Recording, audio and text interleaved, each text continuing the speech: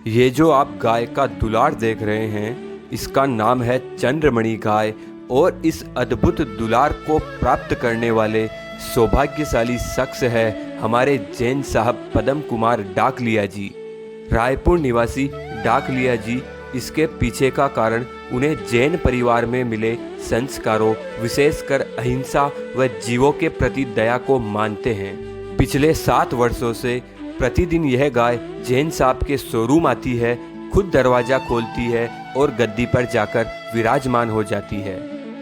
पदम कुमार जी इसे ही अपने शोरूम की मालकिन मानते हैं और कहते हैं कि जिस दिन से इसके चरण शोरूम पर पड़े हैं उनका भाग्योदय हुआ है, उनकी ग्राहकी भी निरंतर बढ़ती ही गई है। जैन साहब इसको भरपूर प्यार और दुलार करते हैं और वह भी बड़ी शांति से बैठकर उनके प्रेम को पूरा सम्मान देती है। आगे सुनिए जैन साहब ने क्या कहा जैन धर्म को लेकर। हम लोग जैन धर्म से हैं, महावीर भगवान के अनुयायी हैं और मेरे मदर फादर मेरे कृषक थे वो, और जीव दया हम इसे कहते हैं। जब हम छोटे से थे तो ही मेरे मम्मी और पापा ने जो संस्कार प्रदान किए कि बचपन में हमें भोजन करने देने से पहले गौ माता जी को रोटी देने का एक घर के अंदर में बिल्कुल ये प्रथा चलती थी, वहीं से ये एक मन में आया। और हमारी गुरुवरियाँ हैं मनोहर श्री जी महाराज साहेब की शिष्या रिगावती श्री जी महाराज साहेब, उन्होंने बचपन से हमें यह प्रेरणा दी कि जीव दया के बिना कुछ भी संभव नहीं है और जीव दया यानी अभय दान, और अभय दान से बड़ा इस दुनिया में कोई दान नहीं है। तो मैं यही कहूँगा कि हमारा प्रेरणा स्रोत तो हमारे परमात्मा गुरु और माता पिता रहे। ये गौ माता, एक्चुअली जो ये गौ माता है, मैं आपको एकदम फ्रिक्वेंट बता देता हूँ। घर पे जो गौ माता आती है तो ये आती है तो घर पे ऐसे ही मेरे साथ में रहती है और इसके साथ में मैं भोजन भी करता हूँ। ये हालांकि मैंने मीडिया के साथ में आज फर्स्ट शेयर किया है। जनरली क्या होता है कि ये कई बार ऐसा लगता है कि क्या हो रहा है, बट ये मेरे साथ खाना खाती है और वैसे ही खाती है जैसे मैं खाना खाता हूँ। उसी प्रकार थाली में इसकी भी रोटी आती है, मेरी भी रोटी आती है और ये रोटी को घुमा कर खाती है, मतलब बाकायदा एक इसका स्टाइल है।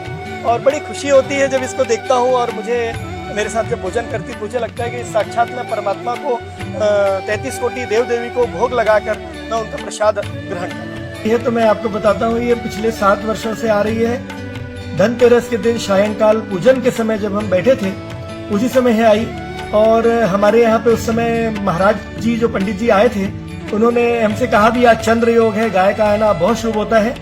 तो हमारी धर्म पत्नी ने इसका नाम चंद्रमणि रखा और तब से चंद्रमणि और हमारा एक अनोखा रिश्ता चला आ रहा है। आप ये कह रहे हैं कि आप क्या संदेश देना चाहते हैं, तो मैं पूरी दुनिया को ये एक संदेश देना चाहता हूँ कि जब गौ माता आपके घर आए तो आप समझना कि साक्षात जगदम्बा माँ लक्ष्मी की साक्षात कृपा आप पर हो रही है। आप उसे पानी डाल के या लकड़ी लगा के या डंडा मार के न भगाए, उसे अपने घर में आदर पूर्वक सम्मान दें, क्योंकि अपन पूर्व में महर्षि चरक या पूर्व के महर्षियों की बात को समझे, सुने और अवलोकन करें तो गाय हमारे घर के प्रांगण में हुआ करती थी और उस समय बीमारी नहीं पड़ती थी।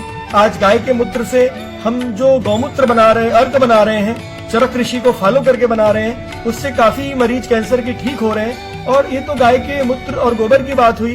मैं तो यहाँ तक कि कहता हूँ कि जो गाय का वाइब्रेशन होता है वो भी बहुत पवित्र होता है, बहुत पॉजिटिव होता है, और उसके ऑरा में हम रहते हैं तो निश्चित तौर पे हमें एक अलौकिक अनुभूति होती है। और मैं यहाँ तक अगर कहूँ कि गाय एक ऐसा प्राणी है जो सिर्फ हमें दूध, मूत्र, गोबर यही नहीं देता, बल्कि अपने श्वासोश्वास से जो वो ऑक्सीजन पैदा करता है, ऑक्सीजन देता है।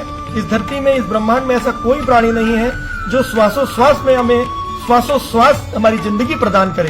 यानी मैं ये कहूँ कि गाय हमें हमारी जिंदगी प्रदान करती है तो अतिशयोक्ति नहीं होगी। मैं आप सबको, पूरी मीडिया को जो आप यहाँ विराजमान है, मैं नमन करता हूँ कि आज देश दुनिया में चंद्रमणि के माध्यम से आपने गाय को पुनः एक ऐसा आयाम दिया है। और ये चंद्रमणि और पदम की कहानी नहीं है, ये तो वास्तविक रूप में सनातन धर्म का एक अनोखा प्रेम आपने पूरी दुनिया को दिखाया है।